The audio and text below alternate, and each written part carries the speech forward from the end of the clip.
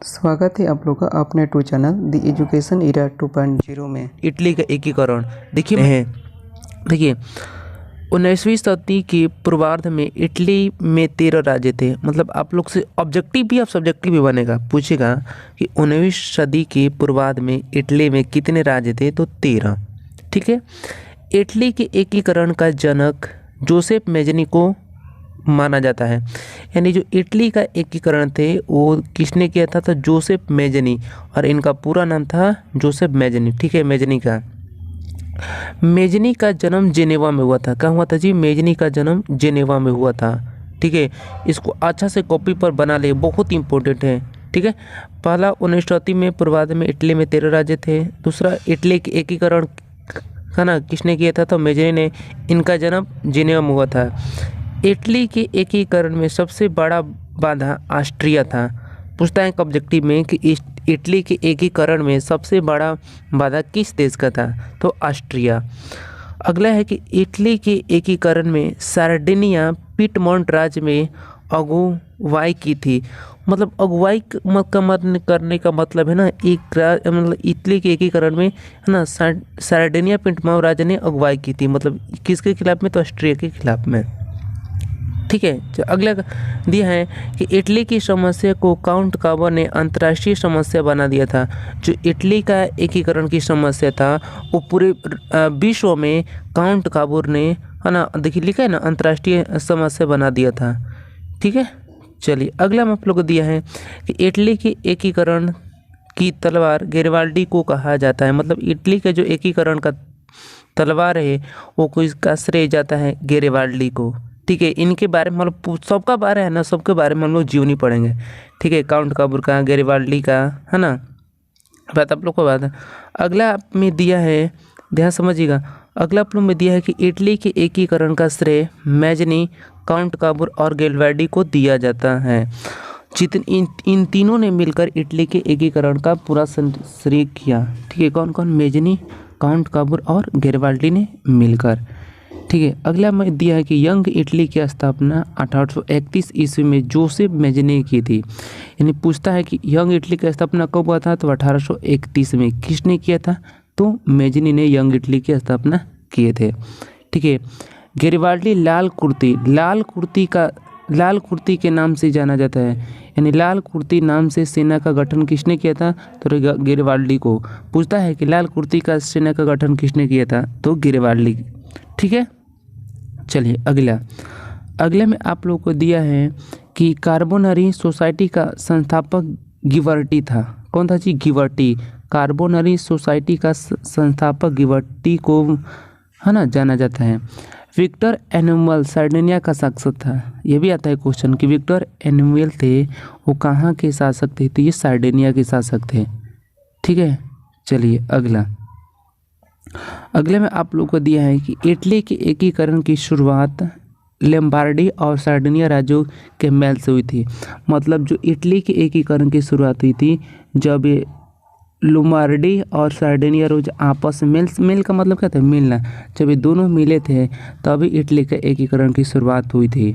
ठीक है। अगला आप लोग को दें कि इटली राष्ट्र का जन्म 2 अप्रैल 1860 ईस्वी को माना जाता है। ठीक है। मतलब इटली राज्य का जन्म 2 अप्रैल 1860 को माना जाता है।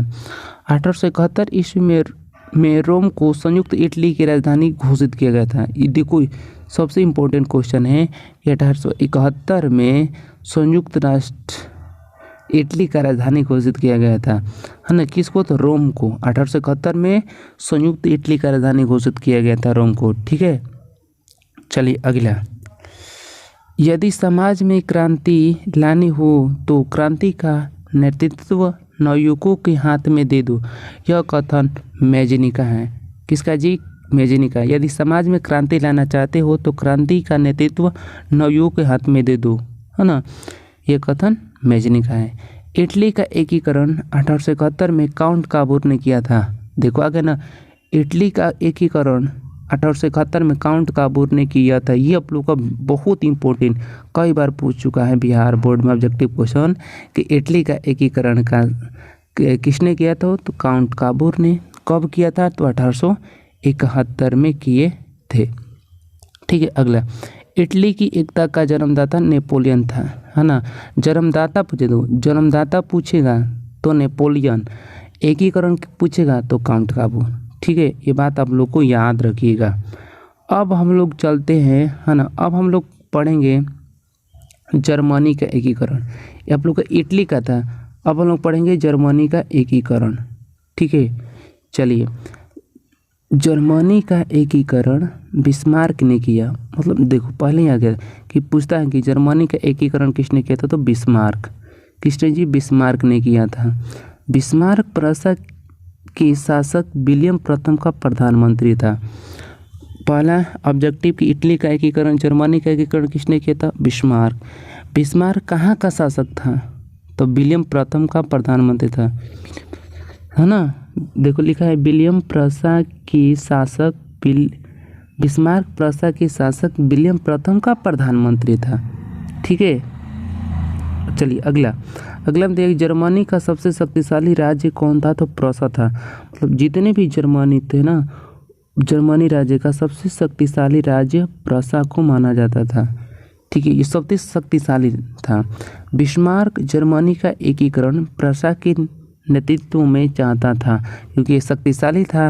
ये सोचता था कि इसके अगर मैं नेतृत्व में जाऊं, अगर मैं जर्मनी का एकीकरण कर दूं, ठीक है, तो इसलिए इसके साथ वो मिल गया।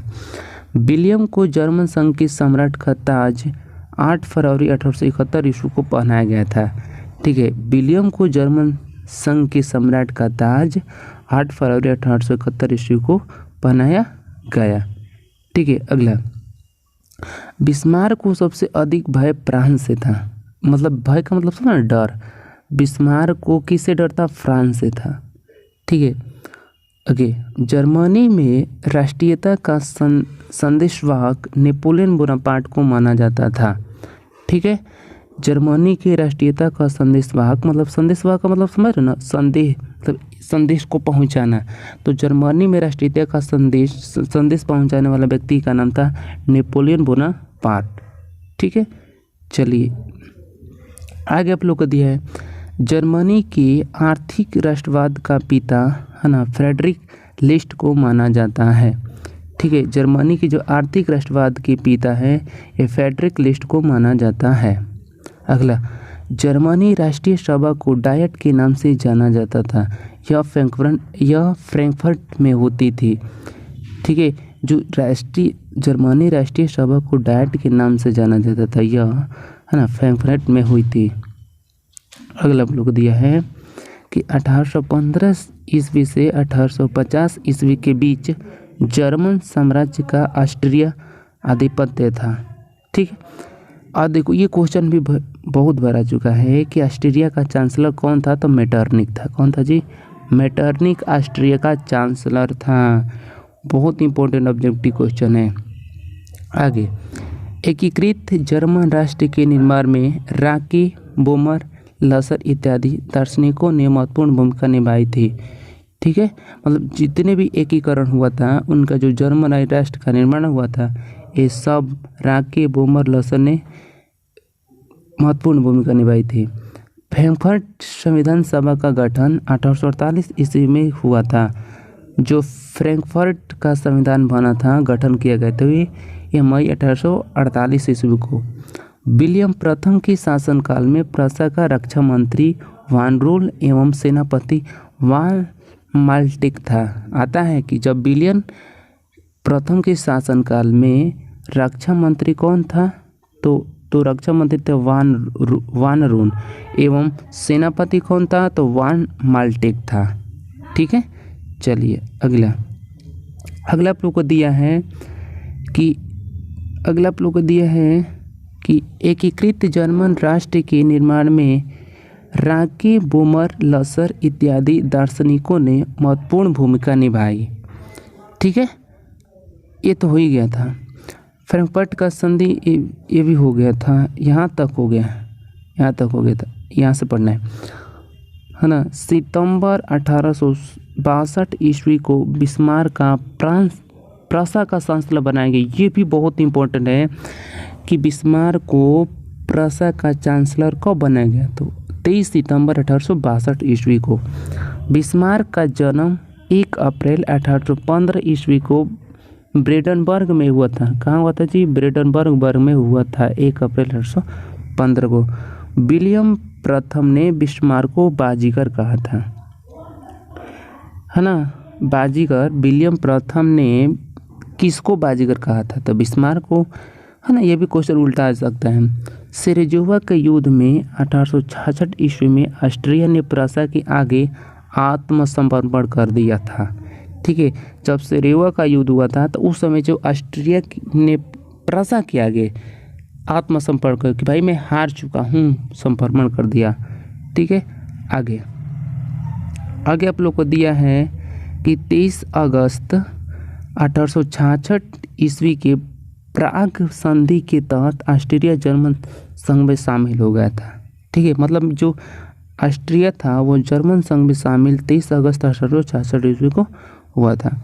फ्रांस एवं प्रुसिया के बीच सेडान का युद्ध, देखो ये भी आता है कि सेडान का युद्ध कब हुआ था, तो याद रखना 1870 को। बहुत किताब में एनसेट में दिया है कि सेडान का युद्ध 1870 को हुआ था। किन के बीच हुआ था सेडान का युद्ध? तो फ्रांस और प्रुसिया के बीच। ये भी आप लोग याद रखिएगा कि फ्रांस और प्रुसिया के बीच सेडान का युद्ध 15 जुलाई 1870 को हुआ था। ये भी क्वेश्चन बहुत बार रिपीट है। ठीक है, अगला, नेपोलियन तृतीय ने प्रुसिया के आगे 1 सितंबर 1870 ईस्वी को आत्मसमर्पण कर दिया था। ये भी क्वेश्चन आ चुका है कि जो नेपोलियन तृतीय था वो प्रुसिया के आगे कब आत्मसमर्पण कर दिया? तो 1 सितंबर 1870 को। ठीक है, बिस्मार्क ने जर्मनी के सम्राट विलियम प्रथम का राज्याभिषेक वर्साई के राजमहल में किया। फ्रैंकफर्ट की संधि, देखो ये भी आता है, फ्रैंकफर्ट की संधि कब हुई थी? 1871। सेडान का युद्ध 1870 फ्रांस और प्रुसिया के बीच हुआ था। ठीक है, ये बात याद रखिएगा आप लोग। फ्रैंकफर्ट की संधि फ्रांस और प्रुसिया के बीच हुआ था और सेडान का भी युद्ध फ्रांस और प्रुसिया के बीच हुआ था।